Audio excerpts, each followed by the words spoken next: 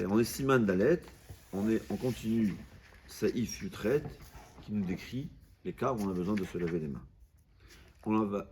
En fin de cours hier, on a parlé de celui à Oler Ben Ametim, celui qui marche parmi les morts, ou Mishenaga Bemet, ou celui qui touche les morts. En vérité, ça veut dire qu'il y a 3 cas où on doit faire Netilat Yadayim.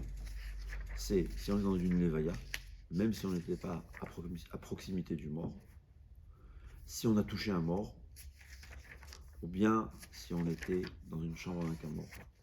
Ouais, il y avait la veillée, il faut qu'on en sorte, il faut faire un Netilat Yadayim. Ou bien aussi quand on est rentré au Beth HaKvorot. Ouais, c'est 3 cas où il faudra faire Netilat Yadayim. Et dans ces cas-là, c'est page 20. Et dans tous ces cas-là, il faudra faire Netilat Yadayim. Et là, presque tout le monde est d'accord qu'il faudra faire 3 fois comme le matin. Ça, il faut savoir. Les autres cas, on a vu que c'est après les Koubalim, c'est mieux. Les Karadim, dans tous les cas, c'est se rincer les mains au robinet. Mais ce cas-là, et on verra d'autres cas aussi, mais ce cas-là, il faut se laver les mains 3 fois comme le matin, donc alternativement. Et il y a qui disent 4 fois. C'est le matin aussi la même chose. Parce que comment on va récapituler, parce que le gars, on lui disait que la 3e fois, l'eau qu'on a sur les mains, elle est impure. Donc on va se laver encore une 4e fois pour rejeter cette eau-là impure.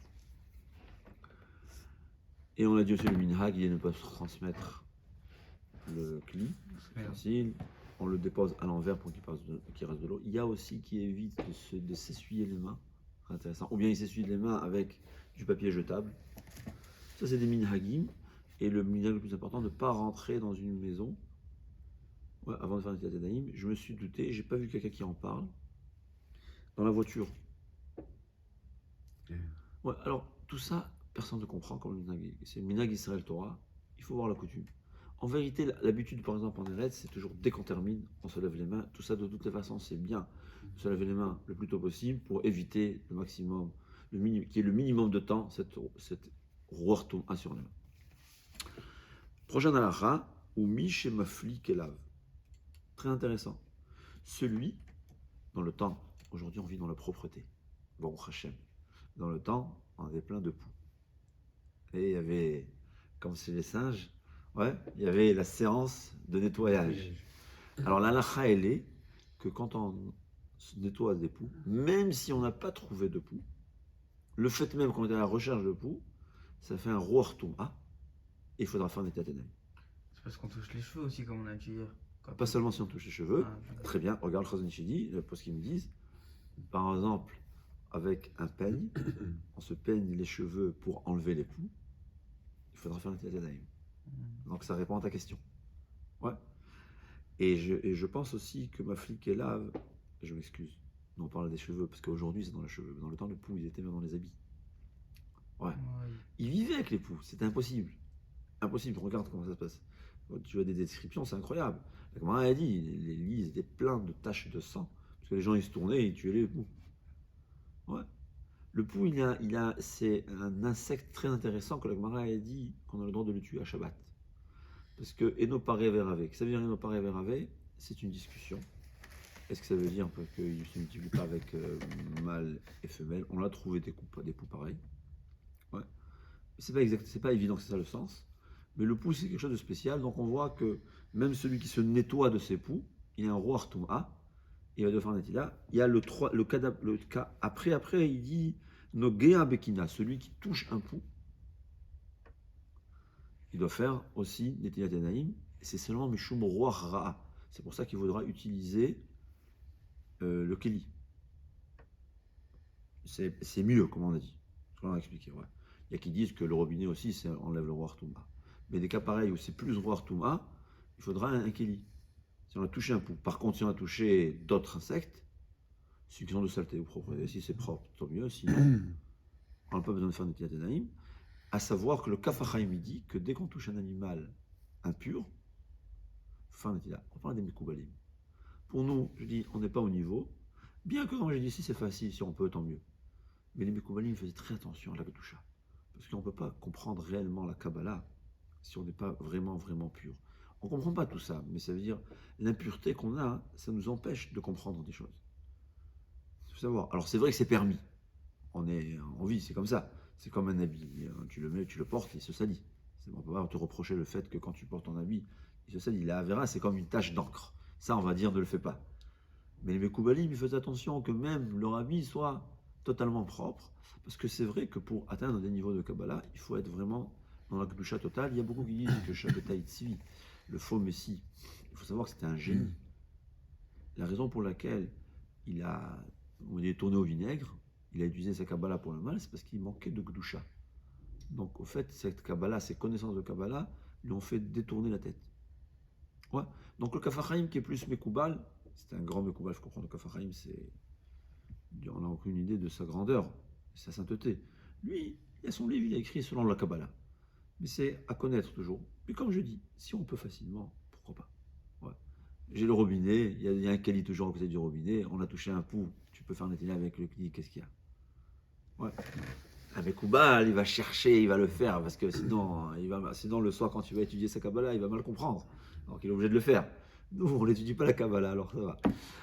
D'accord? C'est toujours à connaître. Mais en tout cas, alors on se dit que nettoyer ou ses habits ou ses cheveux de poux, c'est déjà un roi Touma. Même avec un peigne, on se peigne. Et c'est intéressant, même si on n'a pas trouvé. Le fait même qu'on est à la recherche des poux, c'est comme ça.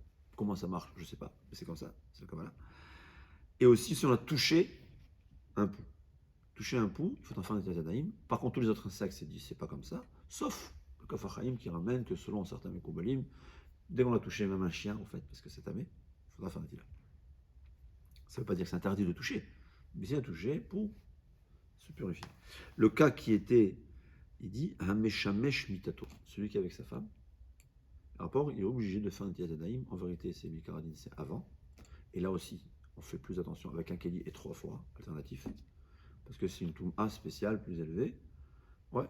Et donc, et avant et après, il faut toujours faire l'Itilat Yadayim. C'est vrai que là aussi, c'est écrit qu'il faut faire le plus tôt possible. J'ai pas vu ici, mais je sais que on a demandé, j'ai entendu une fois un grand gadol qu'on a demandé, il a dit que quand quelqu'un il est au lit avec sa femme, après il a une difficulté à se lever, il n'est pas obligé tout de suite de se lever sans l'Itilat Yadayim, il peut rester et attendre le matin. Comme ça, j'ai entendu un dame gadol. Moi, je compte sur lui. Je ne veux pas dire son nom parce que je ne sais pas s'il permet de publier son avis. C'est possible qu'il y ait des avis différents. Je n'ai pas vu dans le livre écrit, est-ce que, dans ce cas-là, quelqu'un qui est avec sa femme doit se lever tout de suite. C'est-à-dire doit se lever du lit, faire est-il là ou pas. Hanogea begufo beyado. C'est le dernier cas, celui qui touche son corps.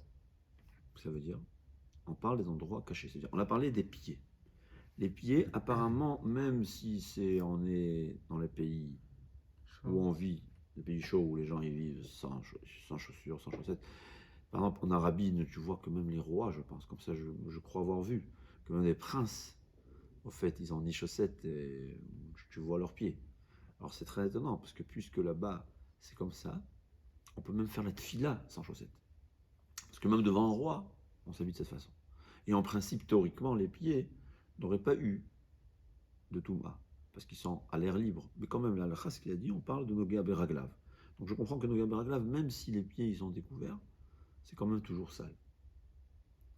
Par contre, Begoufo, la halakha, elle est seulement quand on se touche un endroit, une partie du corps qui a l'habitude d'être couverte. Et comme les poskim me disent, Hamakom vehazman.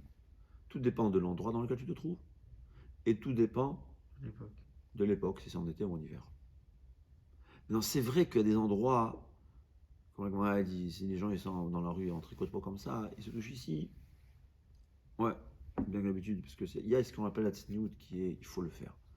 Mais par exemple, le coude, ça dépendra. Si tu es dans un été en hiver là où tout le monde se couvre comme ça, alors il faudra, si on touche le coude, ça s'appelle un endroit découvert. Alors c'est vrai que la raison elle est parce qu'en principe il y a un peu de sueur, mais c'est pas réellement ça. C'est aussi une question de roi Touma. Par exemple, il y a une grande discussion quand on fait les tefilines, on met les tefilines, on se découvre ici pour mettre, et qui disent que quand on touche, il faut la faire netila. Moi, je fais netila. Ouais. Mais il y a beaucoup qui disent qu'on n'est pas obligé. Pourquoi? Parce que puisqu'on se découvre tous les matins pour la tefilin, c'est l'endroit découvert.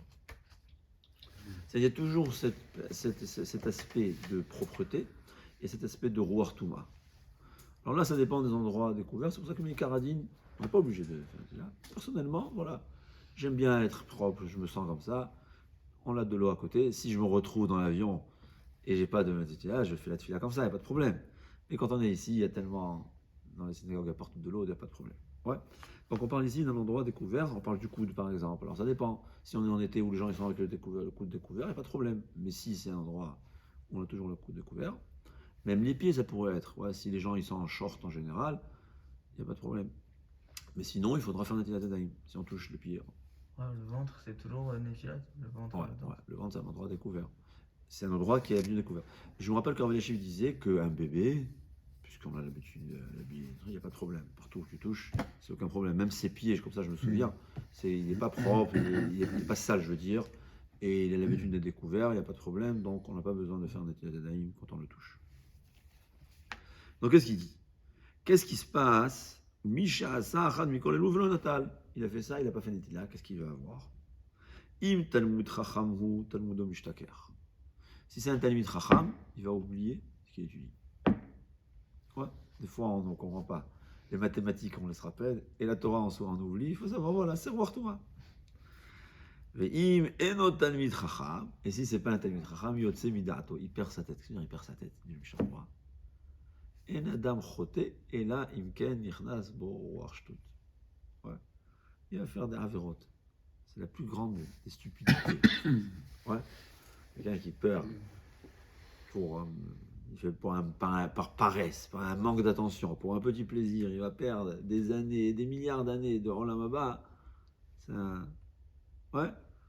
Et moi, il dit Imken Nichnas Bo Warshtut. C'est très intéressant. Le prévologénaire, il explique. Quand quelqu'un qui s'apprête à fauter, sa neshama le quitte. Sa partie élevée de sa neshama, comme ça, il ne va pas la souiller, il ne va pas la salir, sa neshama. C'est pour ça que la neshama d'un juif, au fait, elle reste propre.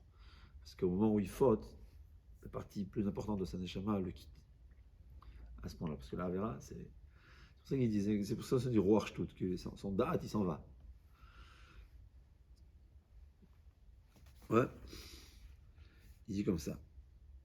Yotse Minatora, comme ça le Mishnah Bora il ramène, Ayan Beliorava, des Rotselomar. C'est pas qu'il va devenir, il va perdre sa tête. Shenit la besh bo ruach shtut. Il va aller des il peut fauter à cause de ça. Ouais. C'est-à-dire il aura plus de difficultés à surmonter son etc. C'est la Kavana, c'est pas qu'il va fauter à cause de ça. L'homme, il a toujours le choix, le libre arbitre. Mais il va voir que c'est plus difficile de surmonter son etc. Pourquoi? C'est pas lever le mal matin. Où il a fait des choses pareilles, il s'est gratté, il a passé la même. Saïf Yutet, 19.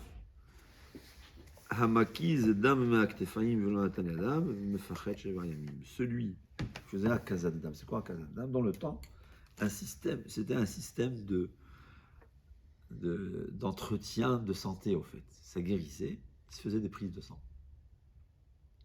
Question de santé. La Gemara dit il faut faire une fois tous les mois, une fois tous les 3 mois, selon l'âge. Apparemment, je ne sais pas, mais apparemment, le Chazon Ish prouve d'ici que la nature humaine a changé. Le fait que la Kazat Dam aujourd'hui, ouais, s'enlève du sang, c'est pas un moyen de guérison aujourd'hui, ouais. Donc on voit que la nature humaine a changé. Il prouve ça de d'autres endroits aussi. Comment ça se fait? C'est encore une question. Maintenant la question se pose, quelqu'un qui a fait une prise de sang ou un don de sang. Parce qu'ils me disent, on ne comprend pas dans tout ça. Ce que Rachamim, ils ont dit qu'il faut faire un Netila, on fait un Netila. Ce que Rachamim, tout ce qui est le reste, on ne peut pas comparer. Donc en fait, aujourd'hui, la grande majorité des poskim, c'est ça la Rabia, qui disent, bon, peut-être si on peut en faire, mais la grande majorité des poskim disent que tout ce qu'on parle ici, c'est Hakazat Dam, les Refoua, ce qui fait une prise de sang pour des raisons de santé. Mais si c'est une prise de sang pour un examen ou pour un don de sang, on n'a pas besoin de faire des Tadanaïm, bien qu'il y a qui le font. Et j'ai l'impression que je vois les gens faire des Tadanaïm après. Je ne sais pas pourquoi. Peut-être parce que quand on fait une prise de sang, de toute façon, on se touche. Ouais. Bon, je sais pas. Mais dit le Shulchan Aruch, Hamakiz dam aktefaim, celui qui s'enlève du sang des épaules, parce que c'est dans le temps, c'était des épaules au fait. Donc en vérité, c'est possible aussi que quand on fait une prise de sang, c'est pas ça. Mais Fachet Shiva Yamim. Il va avoir peur pendant 7 jours. Il a peur. Tu dis pourquoi tu as peur? Je ne sais pas. Bah, tu sais pas, c'est parce qu'il n'a pas fait Netilat Yadayim après Akazat Adam. Ou bien, Amegaleach velo natan yadav mefaret shlosha yamim. C'est encore un cas où il faudra celui qui se coupe les cheveux, il doit se faire Netilat Yadayim, mais sinon il aura peur 3 jours. C'est quoi se couper les cheveux? Je ne sais pas si on va parler de ça. C'est les cheveux, mais la barbe, ou bien il va tailler ses péotes, il va un peu les raccourcir. On n'a pas besoin de faire Netilat Yadayim. Ouais, c'est seulement les cheveux. Le coiffeur lui-même, il devrait se faire Netilat Yadayim pour une autre raison. C'est parce qu'il touche les cheveux des autres et c'est vraiment sale. Alors quand il est toute la journée, en fin de journée, ouais, il va faire Netilat Yadayim. C'est pas entre chaque client, parce que de ça, il est... Hanotel Tziporna Velo Nataliadav, celui qui s'est coupé les ongles et il n'a pas fait Netila, Mefached Yom Echad, il a peur un jour, Ve'eno Yodea Mima Mefached, il ne sait pas pourquoi il a peur. Ouais, il est stressé, mal à l'aise. Et pourquoi? Parce qu'on ne fait pas Netila Yadayim. Saïf Raf, c'est des conseils de santé. Arochetz Panav Velo Nigvam, celui qui se lave la figure. Velo Nigeva Miafé, il ne s'essuie pas bien. Panav Mitbakaot, il aura des gerçures. Role Bahem Shechin, je sais pas, il aura des boutons. Ou Refuato, c'est quoi le remède? Nirchot Sarbe Bebe Silka, c'est laver avec de l'eau dans laquelle on a fait bouillir. Silka, je pense, c'est des épinards. Non, c'est ça Silka? Ouais. D'accord? Bon, aujourd'hui, on a des serviettes partout. Il faut vivre aussi comme ça. Dans le temps, ils n'avaient pas beaucoup d'eau, ils n'avaient pas beaucoup de moyens de s'essuyer. C'était pas des riches, c'est comme en Afrique. Regarde comment les gens vivent en Afrique. C'est comme ça qu'on vivait dans le temps. Ouais. C'est pour ça qu'on nous dit il faut s'essuyer la figure. Parce que sinon, ça risque d'avoir des pelés dans la figure. Chaf Aleph. Sarich lizaher bitefila oba'achila. Il faut faire attention pendant qu'on fait la tefila, ou bien pendant le repas. Shelo liga beshok veyarech. Il ne faut pas toucher le coude ou bien le genou. Ou bien bemekomot hamechusim ba'adam, les endroits qui sont recouverts. Pourquoi? Les fiches yesham minmulezea. Au fait, cette halakha-là, c'est une explication approfondie, plus longue de la halakha qu'on a dit que celui qui touche begoufo beyado, celui qui touche son corps, il doit faire un netila. Alors là, il te dit que c'est pas seulement faire un netila, quand on est en tfila ou quand on mange, il faut savoir que si on touche des endroits pareils, qu'il faudra faire un netila tadaïm, tu es obligé de refaire un Netilat Yadayim pour manger. Tu ne peux pas continuer à faire ta tefila. Tu peux pas continuer à étudier la Torah. Donc il dit, fais attention. Ouais. Si c'est normalement, tu es là-bas, bon alors ça va, tu touches, c'est pas grave. Quand dès que tu auras de l'eau, tu vas te laver les mains. Même ça, on va dire, les tzadikim font attention à ça. Mais pour les hommes, ça va, c'est pas grave. Mais si tu es en plein manger ou en plein repas, ou bien en pleine tefila, il faut faire attention. Tefila, on parle de Amida ou de Tefila? Toute la tefila. Parce que cette Torah, c'est que des imra en fait. Et la raison pourquoi, les fiches chez Yesham milmoulezea, parce qu'il y en a de la sueur. Il faut savoir, c'est pas seulement une question de saleté qu'on a expliqué, c'est une question de toum'a aussi. Ren, chez l'olechaker berosho, ne pas se gratter la tête.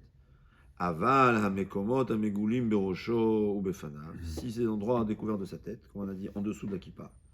Là aussi, il sait pas s'il a vraiment gratté, il sait que c'est sale, c'est un problème. Ou befanav, bien quand il touche sa figure.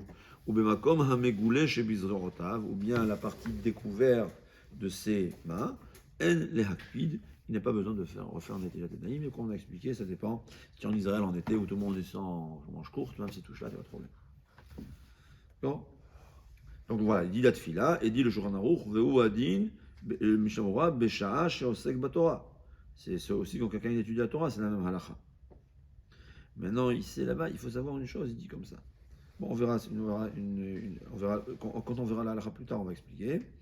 Il dit, qu'est-ce qui se passe quand quelqu'un il touche un tricot de peau, il y avait dedans, qui a été, on va dire, il y a de la sueur qui a été absorbée.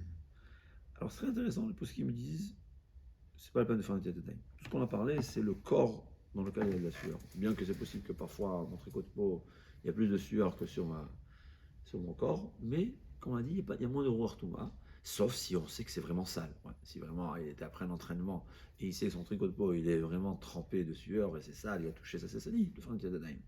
Mais toucher quand il ne se sent pas de saleté, il n'a pas besoin de faire Netilat. C'est-à-dire, quand on touche le corps, les endroits que couverts, on nous dit que c'est sale et on l'a touché même s'il sait qu'il est propre.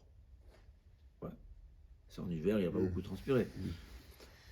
Et l'inverse, le tricot de peau, même s'il y a dedans de la sueur, s'il n'est pas vraiment sale, il n'y a pas besoin de faire Netilat Yadayim. Parce que tout ça, c'est question de Ruach Tum'a. Parce que Chachamim, ils savaient où il y avait cette Tum'a-là qui provenait de la saleté. C'est un Ruach Tum'a dont la source provient de la saleté. Parce que les endroits sales, c'est pour ça que la Gemara dit que l'endroit il doit être propre.